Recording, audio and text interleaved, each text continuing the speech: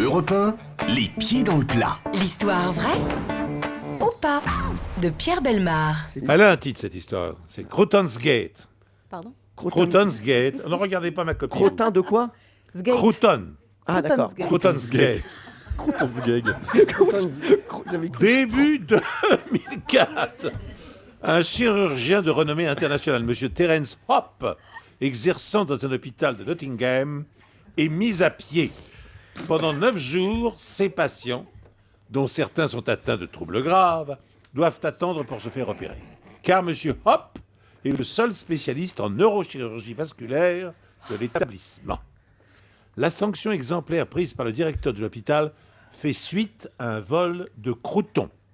Ah, d'où le coup Tout a commencé à la cantine du Queen's Medical Center à l'heure du déjeuner. Le chirurgien réputé de 57 ans, par ailleurs maître de conférence, se sert un repas frugal constitué d'une soupe et d'une assiette de légumes. Il passe à la caisse et se laisse finalement tenter par quelques croutons pour agrémenter son déjeuner. Perdu dans ses pensées, il oublie de régler les 40 cents correspondant au prix de ce léger supplément. Le caissier, pas dupe, s'écrie aussitôt « Au voleur! Au voleur !» En quelques minutes, l'affaire remonte jusqu'à la direction de l'hôpital et la sanction ne se fait pas attendre. C'est la mise à pied immédiate. Les collègues de Mr. Hopp s'offusquent. L'un d'eux, travaillant dans la même unité, s'écrie « C'est absolument dingue, ce sont uniquement les patients qui vont souffrir de cette situation. » À cette époque, en effet, une grave pénurie de neurochirurgiens est observée en Angleterre. En 2000, des patients sont même morts. C'est très drôle ce que je dis. En 2000, des patients sont même morts faute de personnel ou de lits dans les hôpitaux. Il faudra donc attendre que les journaux se mêlent de l'affaire Terence Hopp pour que le dossier trouve enfin un début de réponse. 1 mois de prison avec sursis, après un débat passionné autour de ce que la presse a appelé la Croutons Gate.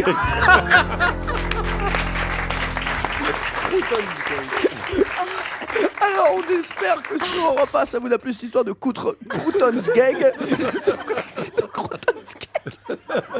Le Croutons Gate.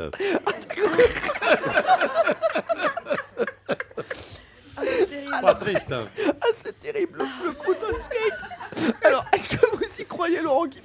Moi, j'ai envie de croire à cette histoire et j'y crois totalement. C'est une aberration de l'administration telle que les Anglais sont capables de nous les présenter.